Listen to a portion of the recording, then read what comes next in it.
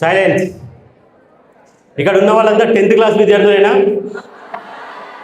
Okay. ఇంకా 15 డేస్లో exams, అవునా? రైట్. ఇది మీ క్లాస్ రూమ్ లాగా వినకుండా ఇంటరాక్టివ్ సెషన్ లాగా ఉండండి. నేను క్వశ్చన్స్ అడిగితే ఆన్సర్ చేయండి, మీరు అడిగితే నేను ఆన్సర్ చేస్తా. ఓకేనా?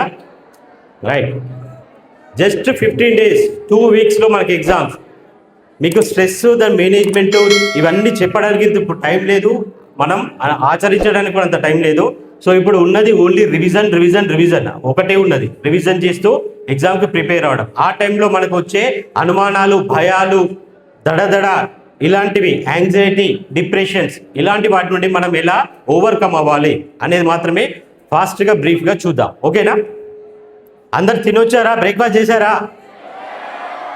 మరి రెస్పాండ్ అవ్వండి గట్టిగా. జనవరి 14 ఏమైంది? జనవరి 14 ఏం స్పెషాలిటీ ఏంటి? సంక్రాంతి. ఫిబ్రవరి 14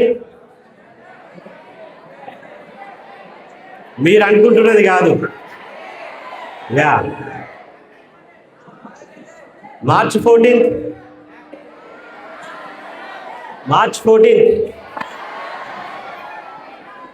యా మన ఎగ్జామ్స్ కదా. జనవరి 14 సంక్రాంతి అయిపోయింది, చకినాలు తిన్నాం, పతంగులు ఎక్కించడం అయిపోయింది కదా.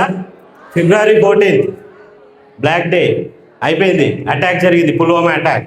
నెక్స్ట్ అటాక్ ఎప్పుడు? మార్చ్ 14 మన అటాక్ జరగాలి. ఎక్కడ జరగాలి? ఎగ్జామ్ హాల్లో జరగాలి. ఎగ్జామ్ హాల్లో అటాక్ జరగాలంటే మన దగ్గర ఉండాల్సిన వెపన్స్ ఏంటి? పెన్నులు, పేపర్లు కాదు, బ్రెయిన్ ఉండాలి. ఫస్ట్ బ్రెయిన్లో చదువు ఉండాలి. అవునా? అవునా కాదా? రైట్. సో ఈ 2 వీక్స్ జస్ట్ ఇంకా 14-15 డేస్ మాత్రమే ఉంది. ఈ 14-15 డేస్లో యాక్చువల్లీ మనకు స్టూడెంట్స్ లైఫ్లో ఉండాల్సిన ఏంటంటే, ఇలాంటి టైంలో మంచి ఫుడ్ ఉండాలి, మంచి నిద్ర ఉండాలి, మంచి ఎక్సర్సైజ్ ఉండాలి. ఇవి కంపల్సరీ. ఒక్కొక్కటి ఎందుకు, ఎలా ఉండాలి, ఎంత ఇంపార్టెంట్ అనేటివి మీకు డీటెయిల్గా చెప్తాను. ఓకేనా? ఈ రివిజన్ టైంలో మనకు భయము దడదడ అనిపిస్తుంది, చదువుతుంటే నిద్ర వస్తుంది, పిచ్చి పిచ్చిగా ఏవో గుర్తొస్తున్నాయి, ఫెయిల్ అవుతానేమో అని భయం వేస్తుంది, జరుగుతున్నాయా? అలాంటివి అయినప్పుడు మనం ఏం చేయాలో కొన్ని యాక్టివిటీస్ చెప్తాం మీకు. ఎవరైనా ఇక్కడ పెన్ను, పేపర్ తెచ్చుకున్నారా? ఓకే. తెచ్చుకున్న వాళ్ళకి మంచి మార్కులు వస్తాయి. ఓకేనా? తెచ్చుకుని వాళ్ళ గురించి నేను మాట్లాడట్లేదు, తెచ్చుకున్న వాళ్ళకి మంచి మార్కులు వస్తాయి. మీరు పెన్ను, పేపర్ తెచ్చుకున్న వాళ్ళు చిన్న యాక్టివిటీ చేయాలి ఇప్పుడు. ఓకేనా? ఇక్కడ ఉన్న స్టూడెంట్స్లో కొంతమంది లెఫ్ట్ హ్యాండ్తో రాస్తారు, అవునా? కొంతమంది రైట్ హ్యాండ్తో రాస్తారు కదా. ఆ రైట్ హ్యాండ్ అలవాటు ఉన్న వాళ్ళు రైట్ హ్యాండ్తో, లెఫ్ట్ హ్యాండ్ రైటింగ్ అలవాటు ఉన్న వాళ్ళు లెఫ్ట్ హ్యాండ్తో మీ దగ్గర ఉన్న పేపర్ పైన పెన్నుతోని 4 లైన్లు రాయండి. ఒకటి ఫస్ట్ లైన్ మీ పేరు, సెకండ్ అమ్మ పేరు, థర్డ్ నాన్న పేరు, ఫోర్త్ మీరు ఫ్యూచర్లో ఏమవ్వాలనుకుంటున్నారు, డాక్టరా, టీచరా, లాయరా, కలెక్టరా, యాక్టరా, ట్రాక్టరా, ఏమనుకుంటారు. ఓకేనా? పెన్ను, పేపరు మీ పక్కన వాళ్ళకు కూడా కుదిరితే షేర్ చేయండి, తెచ్చుకొని వాళ్ళకు. అల్లరి చేయొద్దు. పేపర్ పైన పెన్నుతో రాయడానికి సౌండ్ ఎందుకు వస్తుంది?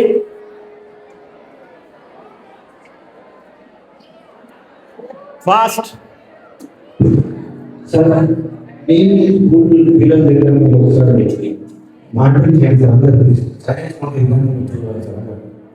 స్కూల్ టీచర్స్ మేబీ స్కూల్ పిల్లలు ఒకసారి సైలెన్స్ చూడాలి సార్, రిక్వెస్ట్ సార్. ఓకేనా స్టూడెంట్స్? రాశారా 4 లైన్స్? రైట్ హ్యాండ్తో అలవాటు ఉన్న వాళ్ళు రైట్ హ్యాండ్తో, లెఫ్ట్ హ్యాండ్తో అలవాటు ఉన్న వాళ్ళు లెఫ్ట్ హ్యాండ్తో 4 లైన్స్. మీ పేరు, అమ్మ పేరు, నాన్న పేరు, మీరు ఫ్యూచర్లో ఏమవ్వాలనుకుంటారో రాయండి. ఓకేనా? ఓకే. నెక్స్ట్ అది అయిపోయిన తర్వాత దాని కింద ఒక అడ్డంగా గీత, దాని కింద కంప్లీట్గా ఒక లైన్ గీసేసి ఆ లైన్ కింద ఇప్పుడు ఇంతకుముందు మీరు పైన 4 లైన్స్ రైట్ హ్యాండ్తో రాసిన వాళ్ళు లెఫ్ట్ హ్యాండ్తో రాయాలి. దాని కింద సేమ్ 4 లైన్స్. ఇంతకుముందు లెఫ్ట్ హ్యాండ్తో రాసిన వాళ్ళు ఇప్పుడు రైట్ హ్యాండ్తో, దాని కింద సేమ్ మీ పేరు, అమ్మ పేరు, నాన్న పేరు, ఫ్యూచర్లో ఏమవ్వాలనుకుంటున్నారు, 4 లైన్స్. అర్థమవుతుందా?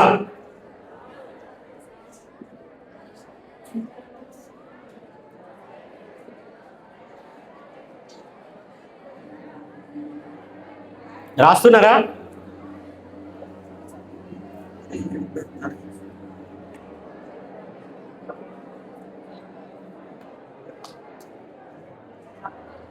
రాసేసారా? రైట్.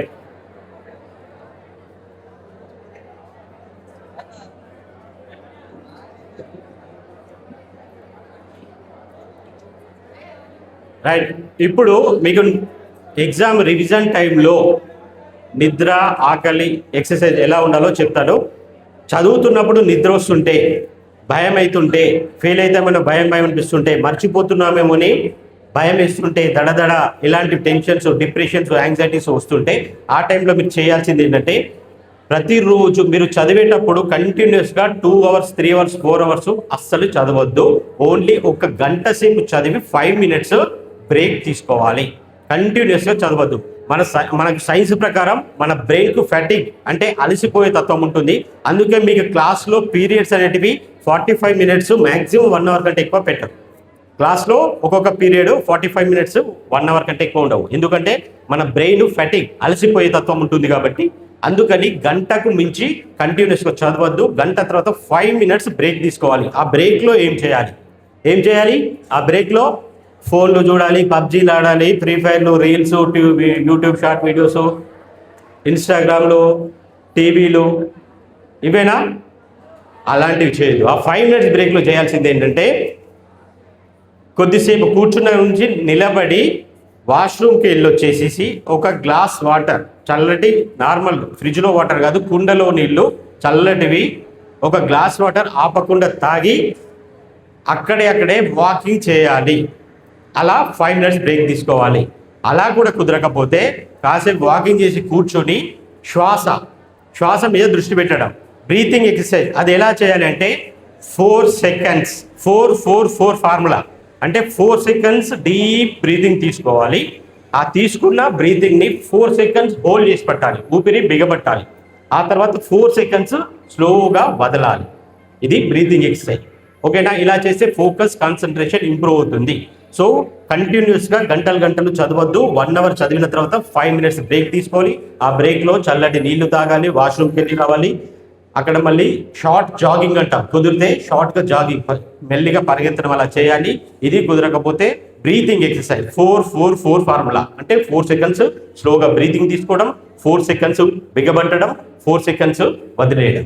ఇలా చేస్తే మీకు ఫోకస్, కాన్సన్ట్రేషన్ వస్తుంది. ఆ 5 మినిట్స్ బ్రేక్ తర్వాత మళ్ళీ స్టడీస్కి వెళ్ళిపోవాలి. సో కంటిన్యూస్గా చదవకండి. 1 అవర్కి ఒకసారి 5 మినిట్స్ బ్రేక్ తీసుకోండి. ఇది వెరీ వెరీ ఇంపార్టెంట్.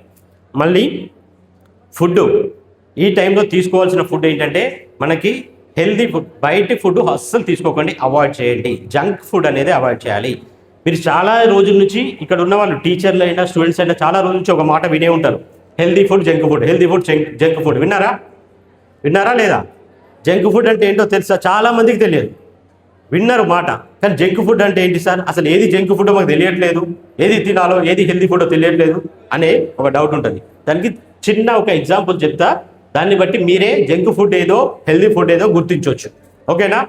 ఎగ్జామ్ టైంలో బయట ఫుడ్ అవాయిడ్ చేయాలి. బయట ఫుడ్ పైన ఈకోలై బ్యాక్టీరియా, స్టాఫిలోకోకస్ బ్యాక్టీరియా అలాంటివి ఉంటాయి. వాటి వల్ల మనకు లేనిపోని ఇన్ఫెక్షన్స్ వస్తాయి. ఎగ్జామ్ టైంలో ఇన్ఫెక్షన్లో బారిన పడితే మనం ఫోకస్, కాన్సన్ట్రేషన్ చేయలేము, నీరసించిపోతాం రివిజన్ చేయడంలో. కాబట్టి బయట ఫుడ్ అవాయిడ్ చేయండి. జంక్ ఫుడ్ పర్టికులర్గా, జంక్ ఫుడ్ అంటే ఒక ఉదాహరణ చెప్తే వినండి. మన రైతులు పండించిన పంట మార్కెట్కి వచ్చిన తర్వాత మనం దాన్ని ఇంట్లోకి తీసుకొని వచ్చి ఇంట్లో ప్రాసెసింగ్ చేసుకొని తినే ఫుడ్ హెల్దీ ఫుడ్. అదే రైతులు పండించిన పంట మార్కెట్కి వచ్చిన తర్వాత డైరెక్ట్ మన ఇంటికి రాకుండా ఫ్యాక్టరీలలోకి వెళ్ళి ఫ్యాక్టరీలలో ప్రాసెసింగ్ అయి ప్యాకింగ్ అయిపోయి మన ఇంటికి వస్తే అది జంక్ ఫుడ్. అర్థమైందా? ఎగ్జాంపుల్ చెప్తా వినండి. ఆలుగడ్డ అందరికీ తెలుసా? ఆలుగడ్డలు తెలుసు కదా. ఆలుగడ్డలు రైతు పండిస్తాడు, మార్కెట్కి వస్తాయి. మనం మార్కెట్లో కొనుక్కొని వచ్చి, షాప్లో వచ్చి కొనుక్కొని వచ్చి ఇంట్లో వచ్చి దాన్ని ఫ్రై చేసుకుంటాం, కర్రీ చేసుకుంటాం, టమాటాతోని, వంకాయతోని, చిప్స్ ఏమి ఎలా చేసుకొని తిన్నా అది హెల్తీ ఫుడే. ఎందుకంటే దాన్ని ప్రాసెసింగ్ అంతా ఇంట్లో చేసుకుంటున్నాం. అదే ఆలుగడ్డ మార్కెట్కి వచ్చిన తర్వాత ఫ్యాక్టరీకి వెళ్ళిపోయి ఫ్యాక్టరీలో చిప్స్ లాగా తయారై, ఫ్రెంచ్ ఫ్రైస్ లాగా తయారై, ఇంకా రకరకాలుగా తయారైపోయి ప్రిజర్వేటివ్స్ యాడ్ చేసేసి లేస్ అని, బింగో అని ప్యాకెట్స్ ఉంటాయి కదా, అలా కుర్కురేలు, చిప్స్ ప్యాకెట్స్లో తయారై మన ఇంటికి వచ్చి తింటే అది జంక్ ఫుడ్.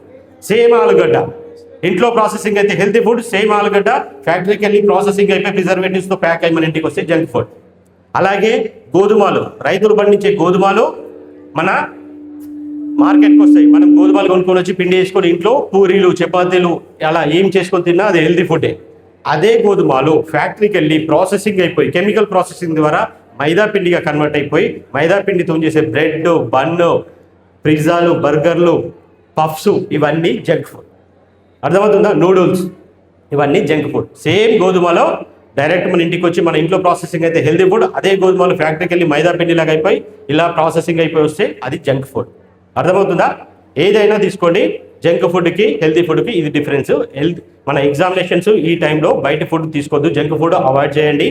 బయట గప్చుపులు, పానీపూరులు, ఫాస్ట్ ఫుడ్లు, నూడిల్స్ వీటిలలో ఎక్కువగా ఈక్వలీ స్టాఫిలోకోకస్ బ్యాక్టీరియా ఉంటుంది. దానివల్ల మనకు హెల్త్ ఇష్యూస్ వస్తాయి, ఫోకస్ కాన్సన్ట్రేషన్ చేయలేము, ఎగ్జామ్లో నీరసించిపోతాం, మార్క్స్ తగ్గిపోతాయి. ఓకేనా?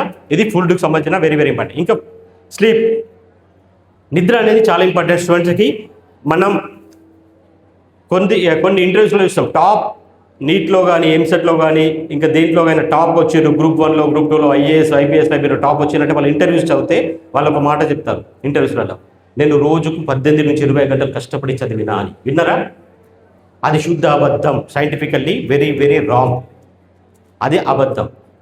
మనం మనిషికి కావాల్సింది ఏంటంటే 6 నుంచి 8 గంటలు స్వచ్ఛమైన నిద్ర ఉండాలి, సౌండ్ స్లీప్ అంటాం. ఎలాంటి డిస్టర్బెన్స్ లేని నిద్ర అనేది వెరీ వెరీ ఇంపార్టెంట్. ఎందుకు అంటే మనకు నిద్రలోనే షార్ట్ టర్మ్ మెమరీ నుంచి లాంగ్ టర్మ్ మెమరీ అనే ప్రాసెస్ జరుగుతుంది. అది ఓన్లీ నిద్రలో మాత్రమే జరుగుతుంది. షార్ట్ టర్మ్ మెమరీ అంటే, లాంగ్ టర్మ్ మెమరీ అంటే చిన్న ఎగ్జాంపుల్ చెప్తా. ఇక్కడ కూర్చున్న వాళ్ళందరికీ ఏబిసిడీలు వచ్చా? 1 2 3 వచ్చా? ఆలు కూడా వచ్చా? కొంతమందికి సైకిల్ తొక్కడం వచ్చు కదా, కొంతమందికి బైకులు నడపడం వచ్చు కదా, ఇక్కడ ఉన్న టీచర్స్కి వీళ్ళకి కార్లు నడపడం వచ్చు కదా, కొంతమందికి ఈత కొట్టడం కూడా వచ్చు కదా. ఇవన్నీ జీవితంలో మర్చిపోతాం ఎప్పుడన్నా. ఆలు, ఏబిసిడీలు, 1 2 3, ఈత కొట్టడం, సైకిల్ తొక్కడం, బైక్ నడపడం మర్చిపోతాం ఎప్పుడన్నా? మర్చిపోము. కానీ ఇప్పుడు మీరు 10th క్లాస్లో ఉన్నారు, సడన్గా లేపి 6th క్లాస్లో మ్యాథ్స్లో 3వ చాప్టర్ పేరు ఏంటంటే చెప్తారా? 7th క్లాస్లో తెలుగులో 4వ చాప్టర్ పేరు అంటే చెప్తారా? మరి మర్చిపోయారు. అంతకుముందు నేర్చుకున్న చిన్నప్పుడు ఏబిసిడీలు మర్చిపోలే, మొన్న నేర్చుకున్న 5th క్లాస్ 6th క్లాస్ మర్చిపోయారు. ఎలా? దీనికి మనం అకాడమిక్స్, రెగ్యులర్గా చదివే అకాడమిక్స్ అనేటివన్నీ మనం షార్ట్ టర్మ్ మెమరీలో స్టోర్ చేసుకుంటాం బ్రెయిన్లో. కానీ ఈ ఏబిసిడీలు, 1 2 3లు, సైకిల్ తొక్కడం, బైక్ నడపడం ఇలాంటివన్నీ మన బ్రెయిన్లో లాంగ్ టర్మ్ మెమరీలో స్టోర్ చేసుకుంటాం. అందుకే అవి జీవితంలో మర్చిపోవు. అయితే ఈ షార్ట్ టర్మ్ మెమరీ నుంచి లాంగ్ టర్మ్ మెమరీకి కన్వర్ట్ అయ్యేదాన్ని long term potentiation, memory consolidation అంటాం. ఈ ప్రాసెస్ ఓన్లీ నిద్రలో మాత్రమే జరుగుతుంది. పొద్దున లేవగానే మీరు బైన్సాలో, నిర్మల్లో, హైదరాబాద్ ఇలాంటి పెద్ద పెద్ద సిటీస్లలో పొద్దున్న లేవనే రోడ్ల మీద ఎవరిని చూస్తాం మనం? మున్సిపల్ వర్కర్స్ క్లీన్ చేస్తుంటారు, చెత్త ఊడ్ చేస్తుంటారు. చూసారా? పొద్దున లేవగానే. సేమ్ అలాగే మన బ్రెయిన్లో రాత్రి పూట మనలో ఉన్న చెత్త క్లీన్ చేస్తుంది. దాన్ని మా భాషలో డీటాక్సిఫికేషన్ అంటాం. మన బ్రెయిన్లో ఉండే చెత్త అంతా క్లీన్ అయిపోయి ఫ్రెష్గా రీఛార్జ్ అయ్యేది నిద్రలో మాత్రమే. ఆ నిద్రలో మాత్రమే short term memory long term మెమరీగా కన్వర్ట్ అవుతుంది. కాబట్టి నిద్ర అనేది very very important. 6 to 8 hours నిద్ర ఇంపార్టెంట్. కానీ మీకు జస్ట్ 2 వీక్సే, ఎగ్జామ్కి 2 వీక్సే ఉంది కాబట్టి అట్లీస్ట్ 5 అవర్స్ అన్నా ఖచ్చితంగా పడుకోండి. నైట్ అవుట్స్ లేచి చదవకండి. చదివితే అది గుర్తుండదు, ఎగ్జామ్లో నిద్ర వస్తుంది, ఎగ్జామ్లో రాయలేకపోతాం, ఫోకస్ కాన్సన్ట్రేషన్ తగ్గుతుంది, మార్క్స్ తగ్గుతాయి. కాబట్టి 5 అవర్స్ అన్నా ఖచ్చితంగా మంచి నిద్ర ఉండేటట్టు చూసుకోండి. ఓకేనా? రైట్. ఇందాక మీకు ఒక యాక్టివిటీ ఇచ్చిన, రైట్ హ్యాండ్తో రాసి తర్వాత మళ్ళీ లెఫ్ట్ హ్యాండ్తో రాశారు అందరూ? మీకు ఎప్పుడైనా చదివేటప్పుడు రివిజన్ టైంలో భయము దడదడ అనిపిస్తుంది, నిద్ర వస్తుంది, ఏవో పిచ్చి పిచ్చి ఆలోచనలు వస్తున్నాయి అనిపించి డివేట్ అయిపోతుంది, డైవర్షన్ అయిపోతుంది అన్నప్పుడు ఇమ్మీడియట్గా మీరు చేయాల్సింది ఏంటంటే అంతకుముందు చదివిన టాపిక్లో నుంచి ఒక 10 పాయింట్స్ బుక్ మూసేసి రైట్ హ్యాండ్ అలవాటు ఉన్న వాళ్ళు లెఫ్ట్ హ్యాండ్తో, లెఫ్ట్ హ్యాండ్ అలవాటు ఉన్న వాళ్ళు రైట్ హ్యాండ్తో రాసే ప్రయత్నం చేయండి. మీరు ఇందాక గమనించుంటారు, ఫస్ట్ 4 లైన్స్ మీరు రైట్ హ్యాండ్తో రాస్తున్నప్పుడు ఏమీ ఆలోచించకుండా ఫాస్ట్గా రాశారు, హ్యాండ్ రైటింగ్ కూడా సూపర్గా వచ్చింది కదా. అదే దాని కిందనే మళ్ళీ మీరు వేరే లెఫ్ట్ హ్యాండ్తో రాస్తున్నప్పుడు ఒక్కొక్క లెటర్ రాయడానికి కూడా మీ బ్రెయిన్ ఫోకస్ కాన్సన్ట్రేషన్ మొత్తం అక్కడ పెట్టాల్సి వచ్చింది. అది వేరే ఆలోచిస్తే రాయలేకపోయారు. అంత కష్టపడి ఫోకస్గా కాన్సన్ట్రేషన్గా రాయడానికి ట్రై చేసినా కానీ అంతకుముందు రాసినంత హ్యాండ్ రైటింగ్ మంచిగా రాలేదు. అవునా కాదు?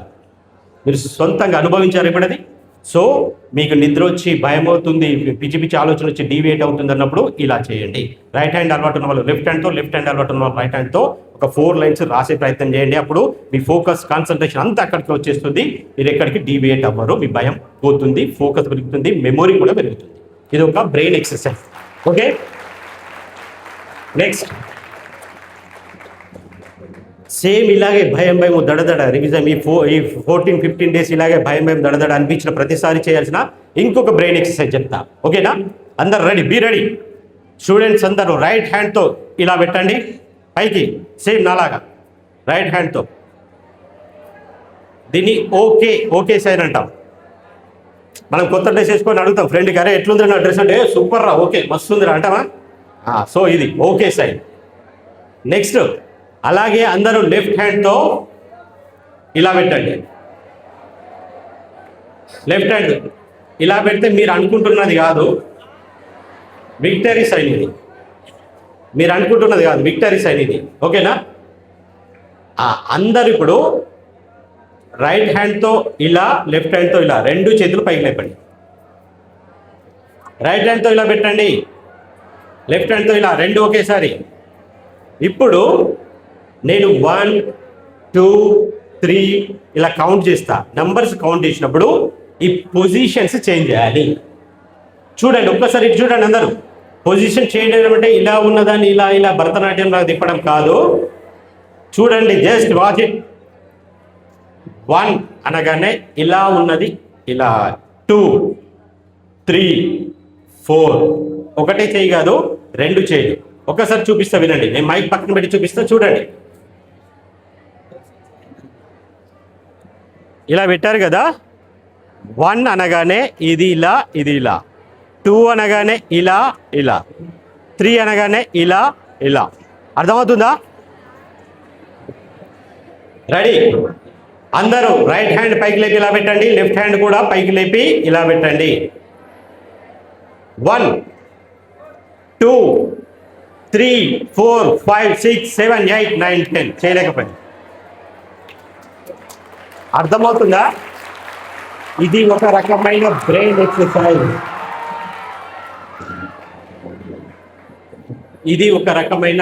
ఎక్సర్సైజ్. మీ బ్రెయిన్లో ఉన్న left and right brains, hemispheres అంటాం. Left hemisphere, right hemisphere. బ్రెయిన్లో 2 భాగాలు ఉంటాయి. ఆ 2 భాగాలకి కోఆర్డినేషన్ చేస్తుంది, సింక్రనైజ్ చేస్తుంది. ఈ ఎక్సర్సైజ్ వల్ల ఫోకస్, కాన్సన్ట్రేషన్, మెమొరీ పెరుగుతుంది. మీకు రివిజన్ చేస్తున్నప్పుడు భయము దడదడ అనిపించి నిద్ర వచ్చి మీ మూడ్ ఎక్కడికో వెళ్ళిపోతుంది, మీ మైండ్ ఎక్కడికో వెళ్ళిపోతుంది అన్నప్పుడు ఈ ఎక్సర్సైజ్ చేస్తే ఫోకస్, కాన్సన్ట్రేషన్, మెమొరీ ఖచ్చితంగా పెరుగుతాయి, మీ మార్క్స్ ఇంప్రూవ్ అవుతాయి. ఈ 15 డేస్ ట్రై చేయండి. ఓకేనా? అర్థమైందా ఎక్సర్సైజ్? నెక్స్ట్ ఎక్సర్సైజ్, మీరు ఎగ్జామ్ హాల్లోకి వెళ్ళారు, హాల్ టికెట్ నెంబర్ చూసుకున్నారు, అక్కడ కూర్చున్నారు. ఫస్ట్ బెంచ్ నుంచి క్వశ్చన్ పేపర్ డిస్ట్రిబ్యూషన్ స్టార్ట్ అవుతుంది. ఆ క్వశ్చన్ పేపర్ మన దగ్గరికి వచ్చేంత వరకు మనకు ఒక రకమైన భయము దడదడ, గుబులు, హార్ట్ బీట్ పెరిగిపోతుంది, నోరు ఎండిపోతుంది, చెమటలు వచ్చేస్తాయి. పాస్ అయితేనా ఫెయిల్ అయితేనా అనే భయము, టీచర్ కొడుతుందా తిడుతుందా, అమ్మ నాన్న ఏమంటారు, ఫ్రెండ్స్ ముందుందట ఇజ్జత్ పోదా. అంతేకాకుండా నేను తీసుకొచ్చిన చిట్టీలు దొరకాయా, ముందటోడు చూపేయడా, ఈ టెన్షన్స్ కూడా ఉంటాయా? ఆ టైంలో ఆ టెన్షన్స్ తట్టుకోవడానికి ఇంకొక చిన్న ఎక్సర్సైజ్. ఓకేనా? చిన్న ఎక్సర్సైజ్ చెప్పి ముగిస్తా. అందరూ 2 చేతుల్ని గట్టిగా ఇలా బిగబట్టండి. 2 చేతులు ఇలా గట్టిగా పట్టుకొని ఆ క్వశ్చన్ పేపర్ మన దగ్గరికి వచ్చేంత వరకు చాలా టైం ఉంటుంది. ఆ టైంలో మనం చేయాల్సింది గట్టిగా 2 చేతులు ఇట్లా గట్టిగా ఎంత గట్టిగా పట్టుకోవాలో అంత గట్టిగా పట్టుకొని 90 సెకండ్స్ కౌంట్ చేయాలి. 1 నుంచి 90 కాదు, 90 నుంచి 1 రివర్స్లో 90, 89, 88, 87, 86, 85 అలా ఇలా 2 చేతులు గట్టిగా పట్టుకొని 90 నుంచి 1 సెకండ్ వరకు కౌంట్ చేసి తర్వాత మెల్లిగా రిలాక్స్ చేసేసి 2 చేతుల్ని గట్టిగా ఇలా రాస్తే కొంచెం వేడవుతుంది. ఆ వేడైన చేతులతో కళ్ళ పైన మసాజ్ చేసుకొని ఎగ్జామ్ రాసుకోవాలి. బ్రెయిన్ రిలాక్స్ అవుతుంది. మళ్ళీ ఎగ్జామినేషన్ హాల్లోకి వెళ్ళేటప్పుడు 1 అవర్ ముందు నుంచి ఏమీ చదవద్దండి. 1 అవర్ ముందు నుంచి ఏమీ చదవద్దు. బ్రెయిన్కు రిలాక్సేషన్ ఇస్తే అది రీఛార్జ్ అవుతుంది. ఎగ్జామ్ హాల్లో యాక్టివ్గా పనిచేస్తుంది. ఎగ్జామ్ హాల్లోకి ఎంటర్ అయ్యేంత వరకు కూడా టకటకటక చూసుకుంటడం తప్పు చేయొద్దు, అలా చదవద్దు. 1 అవర్ ముందు నుంచి రిలాక్స్ అయిపోవాలి. కుదిరితే గ్లాస్ ఆఫ్ వాటర్ తాగి వాష్రూమ్కి వెళ్ళి పోయి ఎగ్జామ్ హాల్లో కూర్చోవాలి. అక్కడ వెళ్ళిన తర్వాత టెన్షన్ అయితే ఈ ఎక్సర్సైజ్ చేయాలి. ఓకేనా? అర్థమైందా? రైట్. లాస్ట్ ఒక చిన్న ఎగ్జామ్ అయిపోయిన తర్వాత రిజల్ట్స్ వచ్చినప్పుడు మనకు కొంచెం డిప్రెషన్, యాంగ్జైటీ ఉంటాం. దానికి సంబంధించిన ఒక చిన్న స్టోరీ కథ చెప్పి ముగించేస్తా. ఓకేనా? రెడీగా?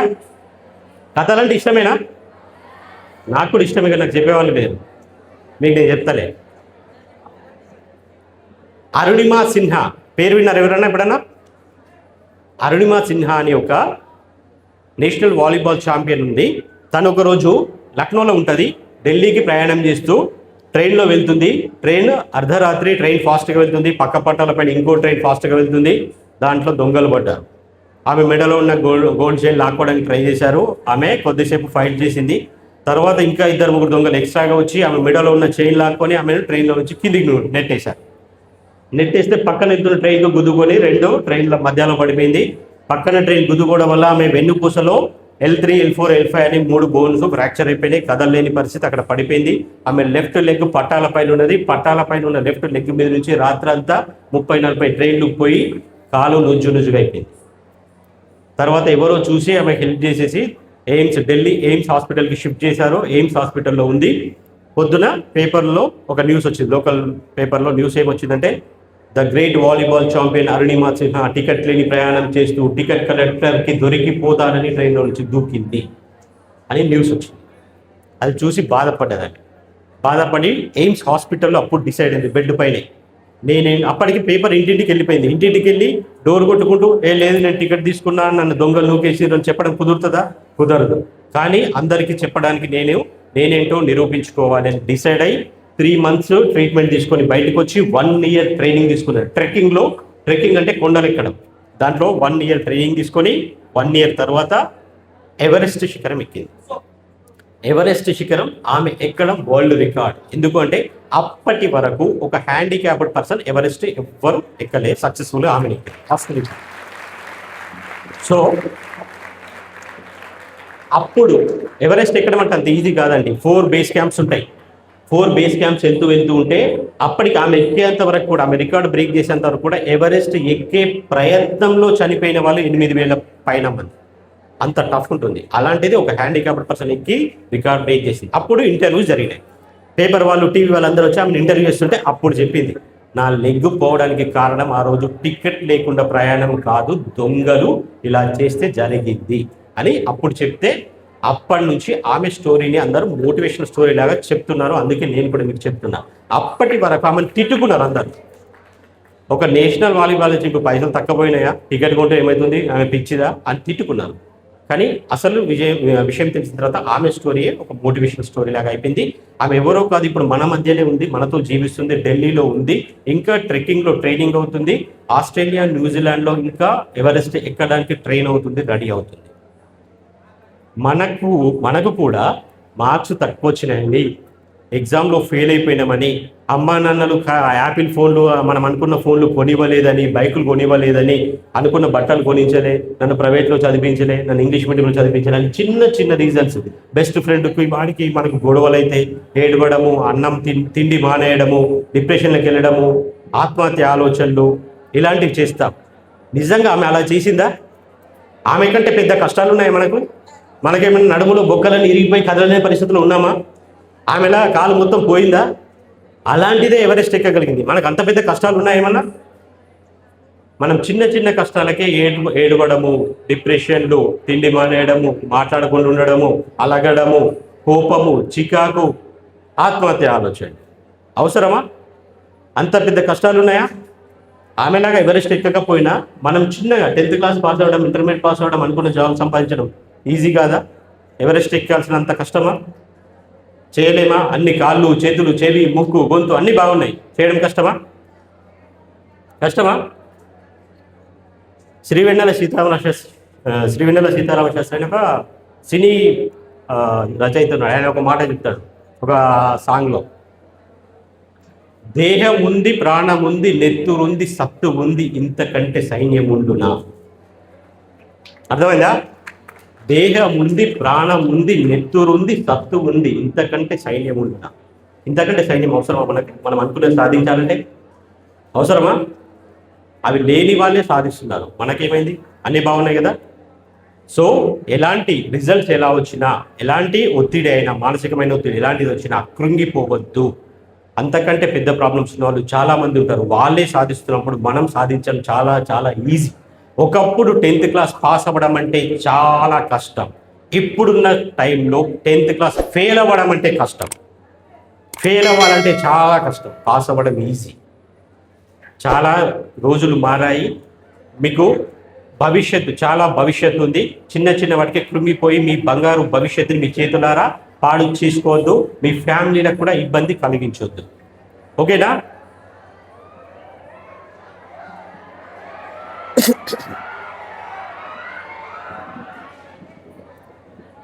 ఓకే మై డియర్ స్టూడెంట్స్, ఇక్కడికి వచ్చిన వాళ్ళందరికీ all the best. Thank you very much ఈ అవకాశం ఇచ్చినందుకు. Thank you.